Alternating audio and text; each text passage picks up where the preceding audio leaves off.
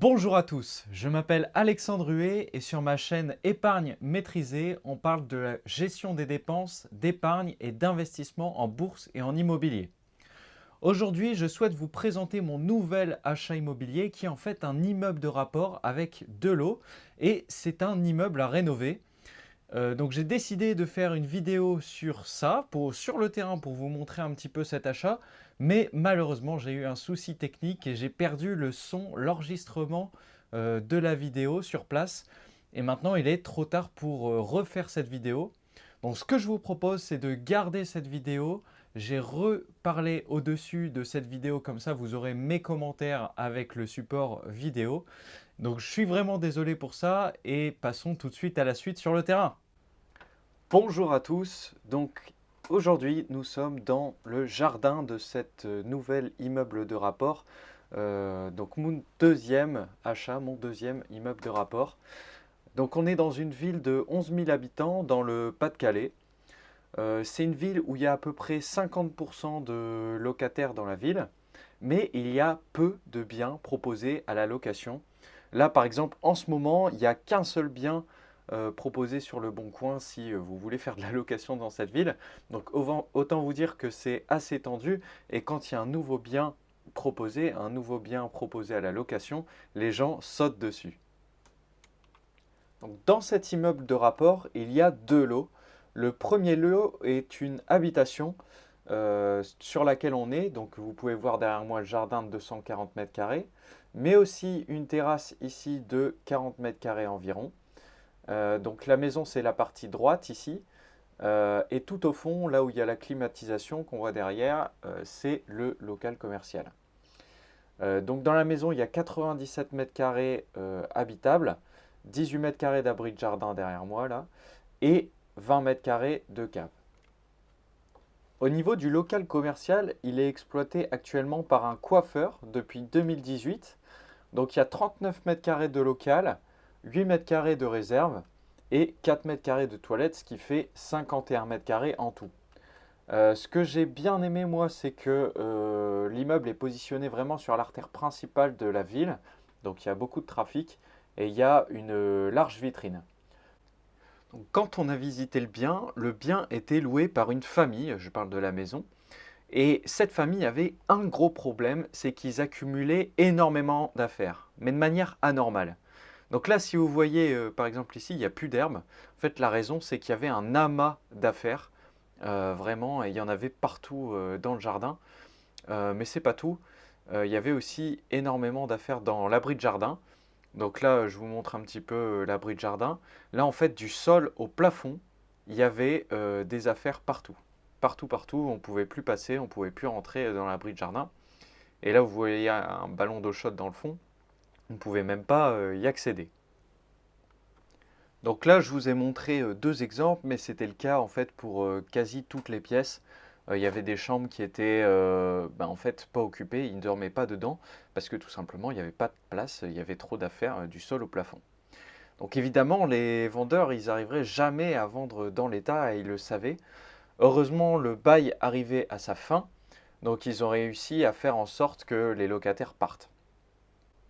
Concernant les affaires, les locataires se sont engagés évidemment à retirer toutes leurs affaires, mais dans le cas où quand ils partent, ils n'emportent pas tout, les propriétaires, les anciens propriétaires se sont engagés à tout débarrasser à leur place pour que nous, on achète le logement nu à la fois d'occupation, mais aussi d'encombrement d'affaires dans le logement. Et en fait, heureusement qu'on a fait ça parce que finalement, les locataires n'ont pas tout débarrassé et la propriétaire a mis une semaine et demie, 2 semaines à tout débarrasser. Donc je vous propose maintenant de visiter la maison. Donc je ne vous cache pas qu'il y aura des travaux. Actuellement, le diagnostic des performances énergétiques est avec une note de E. Donc les principales choses à améliorer sont l'isolation et la ventilation. Donc du coup, dans le salon, cuisine, salle de bain, on va ajouter de l'isolation et la VMC dans les salles d'eau, donc cuisine, salle de bain et toilette. Et on va tout remettre en propre. Donc là, vous voyez que c'est quand même pas très beau. Donc on remet du placo, peinture partout. Donc concernant les travaux, ils n'ont pas encore démarré sauf une chose. Donc en fait à l'origine le système de chauffage était un chauffage gaz avec une chaudière qui était là dans la cuisine, on peut la voir derrière moi ici. Et on a fait passer un plombier et apparemment c'était une chaudière de type industriel, donc normalement on n'a pas le droit de les installer. Et l'installation d'eau était très approximative, donc au plafond beaucoup de coudes, tuyauterie usée, etc. Donc pour tout vous dire, je ne suis pas fan des énergies fossiles. Une chaudière, il faut l'entretenir, c'est pas facile d'utilisation pour les locataires. Et donc là, il y aurait eu une maintenance élevée. Donc on a fait un devis pour passer en électrique et ça nous a convenu, donc on passe tout en électrique. Et donc le plombier est déjà intervenu pour supprimer la chaudière, les tuyauteries et les radiateurs existants. Concernant la cuisine, on a fait le choix de mettre en place une cuisine équipée. On sait que ça a une valeur pour les futurs locataires. Donc on va l'équiper d'un four, de plaques de cuisson, de meubles et d'un nouvel évier. Donc avant, ça n'existait pas, il n'y a pas l'alimentation requise pour avoir un four et une plaque en termes d'électricité. Donc du coup, on va faire un appel à un électricien qui va profiter qu'on mette un nouveau placo pour ramener des câbles du tableau électrique. Donc je vous propose maintenant de voir la salle de bain, donc à la suite de la cuisine. Donc ici, il y a une baignoire et un meuble vasque qui va être changé. Donc on change la baignoire, la colonne de douche, le tablier, tout pour avoir quelque chose de propre et se sentir à l'aise dans la salle de bain. On va mettre aussi un rideau de douche qui fait toute la baignoire pour avoir un minimum d'intimité. Alors quand j'ai tourné la vidéo, j'ai pas pensé à vous montrer de l'autre côté de la salle de bain, mais il y a largement assez de place pour pouvoir mettre un sèche-serviette avec soufflerie pour réchauffer rapidement la pièce. Il y a une arrivée, une sortie d'eau, donc on peut mettre facilement un lave-linge, donc très pratique. Et la VMC sera dans la salle de bain et qui reliera du coup les trois pièces d'eau. Et enfin, la dernière pièce d'eau de la maison qui est les toilettes. Alors pour l'instant, il ne donne pas envie du tout, mais on va le repeindre, changer les toilettes, en bref, le remettre au propre pour donner envie d'y aller. Donc maintenant, on peut revenir tranquillement dans la cuisine où il y a une chose que j'ai oublié de vous dire, c'est qu'on va refaire la porte de la cuisine qui donne sur le jardin. En réalité, elle ne ferme pas bien et ça permettra d'améliorer à la fois l'isolation et la sécurité. De l'autre côté de la cuisine, il y a du coup le salon. Donc on pourra mettre une table à manger, télé, fauteuil, comme les locataires le souhaitent. Il y a de l'espace. Et nous, de notre côté, on va refaire l'isolation, le placo, la peinture et reposer un radiateur électrique du coup. Donc la pièce suivante, ça va être le couloir d'entrée, donc avec les escaliers pour monter à l'étage sur la gauche. Et en face de moi, du coup, il y a la porte d'entrée. Ici, on remet tout au propre. Voilà. Donc là, on a la porte d'entrée, on arrive sur l'espace commun. Donc au bout de ce couloir, il y a la porte d'entrée. Donc c'est une porte d'entrée que nous allons changer aussi pour une porte avec plus de sécurité et d'isolation. Donc ça nous fait deux portes à changer, à la fois la porte de service pour le jardin et celle-là. Dans l'espace commun, en fait, ils mettent leurs poubelles, à la fois le local commercial et l'habitation. Donc dans cet espace commun, il n'y a pas l'accès pour le coiffeur. L'accès pour le coiffeur se fait par l'extérieur, c'est là où arrivent les clients face à la vitrine. Donc on a l'ensemble des compteurs et tableaux électriques ici, à la fois du coiffeur et de la maison. Donc on va faire une mise en sécurité électrique de la partie logement. Donc on est dans une ville où il faut un permis de louer, donc à chaque fois qu'on met en location, la mairie s'assure que le bien est correct. Et donc dans le permis de louer, il demande entre autres que les disjoncteurs soient en différentiel, qu'il ne manque pas de cache sur le tableau et que tout câble soit caché. Et tout sera fait avec l'électricien. Et donc ici, on a aussi une cave que l'on ne va pas exploiter. On va juste faire en sorte de créer une aération mécanique et c'est tout. Donc je vous propose maintenant de monter à l'étage. Donc on a un petit escalier qu'on va repeindre, remettre au propre. Il y a une rambarde sur ma gauche et donc on va la refixer aussi, elle n'est pas très bien fixée. Et donc on arrive tout en haut sur un palier où il y a 3 chambres. Donc parfait pour une famille avec un ou deux enfants. Donc commençons par la première chambre en face de l'escalier. Donc pour chaque chambre, on va les repeindre en blanc. Donc là, on voit aussi qu'il y a le radiateur qui a été retiré. Encore une fois, il y aura un radiateur électrique. On va aussi rajouter des prises pour chaque chambre, de sorte qu'il y ait au moins une prise pour la table de nuit et une prise pour un bureau potentiel. Alors passons maintenant à la deuxième chambre qui est, je trouve, vraiment immense. Donc au début, je voulais en faire la chambre des parents, mais ma femme m'a fait remarquer à juste titre que les parents aimaient souvent aussi être plutôt côté jardin. Or là, c'est vrai que la pièce est côté rue. Concernant Internet, j'ai eu aussi la surprise que le bâtiment ne soit pas fibré. Et chose incroyable, en retournant sur les lieux dernièrement, j'ai croisé justement un technicien qui installait la fibre dans la rue. Donc c'est une très belle nouvelle pour moi et très beau timing. Alors je vous propose maintenant de visiter la dernière pièce de la maison et aussi la dernière chambre. Et donc potentiellement la chambre des parents aussi. Donc c'est une chambre qui, elle, a vue sur le jardin. Donc comme les autres, on va refaire la peinture pour avoir une chambre blanche.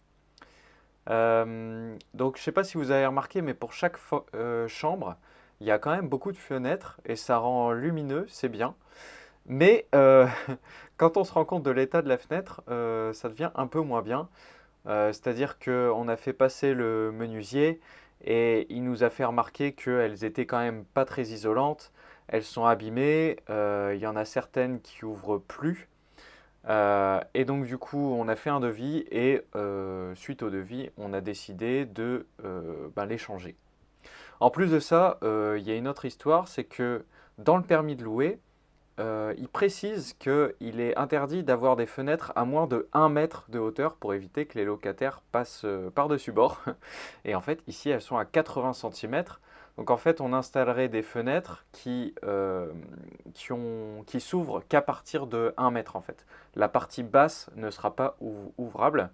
Et donc ça nous permettra de passer le permis de louer. Et enfin, il y a une pièce que j'ai failli oublier de vous présenter, c'est les combles.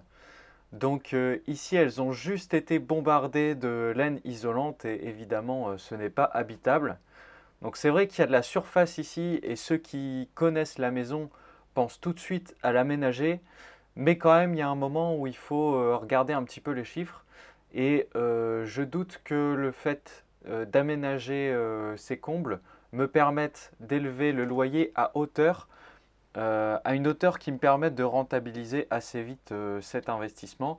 C'est une maison pour laquelle il y a déjà 3 chambres, toutes les pièces de vie dont des locataires ont besoin. Donc j'estime que c'est suffisant et que donc on ne ferait pas l'aménagement de ces combles. Alors maintenant, je vous propose de parler de chiffres parce que je sais que vous aimez ça.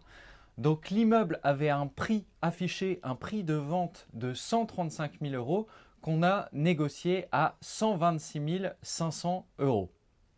Au niveau des loyers, il y a déjà un coiffeur dans le local commercial et ce coiffeur loue le local à 500 euros par mois. Concernant la partie habitation, j'ai fait au moment de l'achat une annonce sur Le Bon Coin pour vérifier qu'il y avait bien de la demande locative sur le loyer que j'espérais. Au début, j'avais mis 750 euros avec de loyer, avec vraiment des photos pourries, pas top. Et j'ai eu 50 demandes en 18 heures, donc vraiment tout le monde se l'arrachait. Donc je pense vraiment que mon prix était trop bas. Donc du coup, là, en connaissant plus sur le marché, je pense que je vais mettre un premier loyer. Donc mon annonce, elle va être à 930 euros. Donc là, les travaux seront faits, le logement sera joli, ça sera beaucoup plus attractif. Il y aura une cuisine équipée, etc.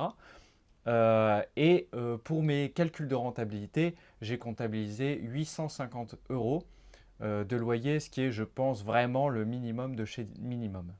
Concernant la partie travaux, donc là je vous ai montré beaucoup la partie habitation. Côté coiffeur, il n'y a quasi rien à faire. Juste, on refait une couche d'isolation et placo dans la réserve. Et on fait aussi un ravalement de façade sur l'immeuble. Donc pour reboucher les fissures, remettre en état et peinture pour que ça soit nickel. Au niveau des devis travaux, j'ai eu 960 € de plomberie, 2676 € d'électricité. Donc ça comprend le passage en différentiel, la VMC, l'alimentation four-plaque chambre, le tableau refait avec cash. Et voilà. 3271 € de cuisine. Et ensuite, alors j'ai le prix en hors taxe, je vous donnerai le prix total après. Donc en hors taxe, on a 4152 € de radiateur, 8453 € de fenêtres, les deux portes dont je vous ai parlé et les volets roulants pour les fenêtres.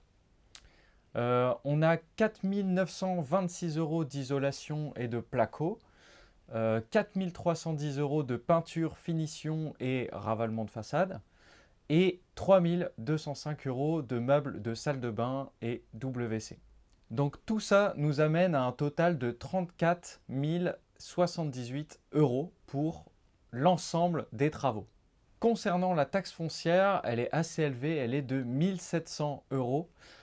Mais à vrai dire, le local commercial prend en charge une bonne partie. C'est comme ça, c'est la ville qui en a décidé ainsi. Et donc le local commercial prend en charge 1100 € sur ces 1500 € de taxe foncière. Concernant le rendement brut, ça nous fait un package total de 170 000 € pour ces travaux, pour cet immeuble rénové. Et en loyer, on a donc 500 € plus 850, ce qui fait 1350 € de loyer mensuel. Ça fait donc 16 200 € annuels. Et donc, on se retrouve avec une rentabilité entre 9 et 10% par an brut. Au niveau des banques, on en a fait évidemment plusieurs. Celle qu'on a retenue, c'est une banque qui nous finance à 100% et non pas à 110%. C'est-à-dire qu'ils ne prennent vraiment pas de frais annexes. Donc c'est-à-dire qu'on doit payer les frais de notaire, les frais bancaires, mais aussi ils ont déduit du prix d'achat les frais d'agence, parce que c'est vrai qu'il y avait une agence. Et je crois même que s'il y avait des meubles dedans déclarés, ils auraient retiré les meubles. Bon voilà. Mais le gros avantage de cette banque, parce que jusqu'alors on avait réussi à chaque fois à avoir des financements à 110% et on a eu aussi des opportunités à 110%, mais cette banque-là nous proposait un taux de 2,05%, ce qui est vraiment bien pour la période. Par contre, on a réussi à obtenir un différé de bancaire d'1 an. Donc c'est-à-dire que pendant 1 an, nous allons rien payer à la banque. Donc pas de mensualité de prêt et pas d'assurance. Ça nous permet donc de récupérer la trésorerie qu'on a engagée en apport. Finalement, nous avons donc obtenu une mensualité de 810 € par mois à partir de l'année prochaine. En ce qui concerne la rentabilité nette, j'ai essayé de rapatrier les diverses charges qu'on pourrait avoir. Je vous épargne les détails, mais j'ai obtenu une rentabilité nette d'environ 6 à 7%. Et en ce qui concerne la rentabilité nette, donc c'est en comptabilisant les impôts, c'est assez variable. Donc nous, on achète via une SCI à l'IS, donc une société civile immobilière imposée via l'impôt des sociétés. Et donc au début, pendant 5-6 ans, on ne paiera pas d'impôt du tout, donc c'est équivalent à la rentabilité nette. Et à partir de cette période-là, on commencera à payer de plus en plus d'impôts jusqu'à avoir une imposition maximale de 15% sur les bénéfices. Donc ensuite, ça dépend des charges. Et donc ça nous fait au début un cash flow mensuel de 200 € environ. Donc c'est tout pour cette vidéo, merci de l'avoir suivi jusqu'au bout, j'espère qu'elle vous a plu. Sachez que j'ai en tête de vous faire une seconde vidéo une fois que les travaux seront faits, comme ça vous verrez le résultat et ce qu'il est possible d'obtenir. Et j'en profiterai pour vous raconter les galères que j'ai eues en chemin, si j'en ai eu. Voilà, donc à la prochaine, à bientôt!